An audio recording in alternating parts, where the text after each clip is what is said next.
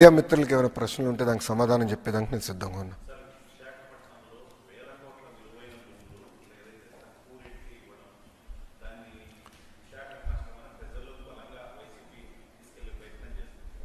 నేను భారతీ సిమెంట్స్కి ఇవ్వలేదే, హెరిటేజ్ ఫుడ్స్కి ఇవ్వలేదే. ఎవరికి ఇచ్చా? ఒక టీసీఎస్కి ఇచ్చా, కాగ్నిసెంట్కి ఇచ్చా, అతిపెద్ద డేటా సిటీ కోసం ఇచ్చా. తప్పేంటి? ఉద్యోగాలు ఉపాధి కల్పించేదానికి నేను కష్టపడుతున్నా. ఇప్పుడు ఇదే లాజిక్ తీసుకున్నాం. నాకు ఈ 99 పైసల ఐడియా ఎక్కడి నుంచి వచ్చింది? గౌరవ ప్రధానమంత్రి గారి దగ్గర నుంచి వచ్చింది. మోడీ గారు గుజరాత్ ముఖ్యమంత్రిగా ఉన్నప్పుడు వెస్ట్ బెంగాల్లో Tata Motors Tata nano plant పెట్టాలని ప్రయత్నించారు. ఆ రోజు పెద్ద ఎత్తున ఉద్యమం జరిగి ఆ ప్లాంట్ రానికుండా చేశారు.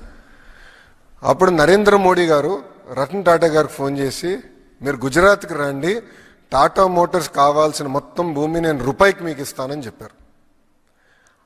అది కొంతమంది లిటిగేట్ చేశారు, సుప్రీంకోర్టు వరకు వెళ్ళింది. సుప్రీంకోర్టు చాలా స్పష్టంగా దేశ ప్రయోజనాల కోసం, యువత కోసం ఆ నిర్ణయం కరెక్ట్ అని తేల్చి చెప్పేసింది. సో తప్పేంటండి? ఇప్పుడు వీళ్ళు 1000 కోట్లు అంటున్నారు, మళ్ళీ ఎందుకు 1 ఎకరం కూడా అమ్మలేకపోయారు 5 సంవత్సరాల్లో? వాళ్ళు ప్రయత్నించారు అమ్మేదానికి. లూలుకి ఇచ్చిన భూమి 750 కోట్లు విలువైన భూమి అని వాళ్ళు వేశారు ఆక్షన్. ఒక్కడు వేయలేదు ఆక్షన్. ఎందుకండి? అరే ఉద్యోగాలు రావాలి, పెద్ద ఎత్తున పెట్టుబడులు రావాలి. అరే వాళ్ళ పార్టీలో ఉన్న వాళ్ళే చెప్పారు, కంప్యూటర్ అన్నం పెడుతుందా అని 1995లో చెప్పిన వాళ్ళండి వీళ్ళు. 1995లో చెప్పారు వీళ్ళు. ఈరోజు చూడండి హైదరాబాద్ ఎలా అయిందో. వీళ్ళ మాట వింటే ఇంకేముందా?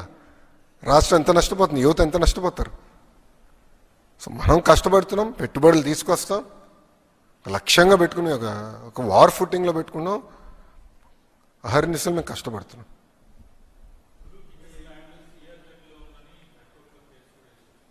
లేదండి, it is not in CR set, so not to be worried.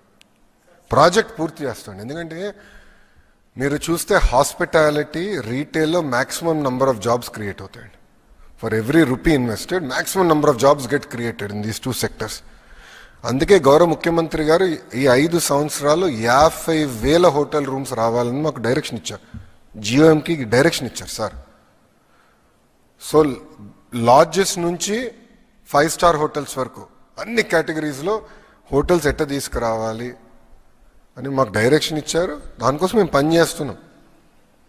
తిరుపతిలో కానివ్వండి, కర్నూలులో కానివ్వండి, అనంతపూర్లో కానివ్వండి, అమరావతిలో, విశాఖపట్నంలో, కాకినాడ, రాజమండ్రిలో పెద్ద ఎత్తున హోటల్స్ కూడా రాబోతున్నాయి. ఎందుకంటే every key adds jobs and ఉద్యోగాలు కల్పనే మా లక్ష్యం.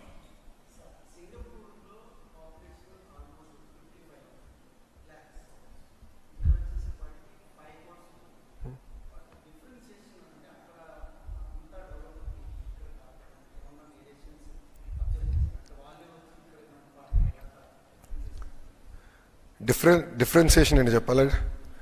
ప్రభుత్వ కొనసాగింపు.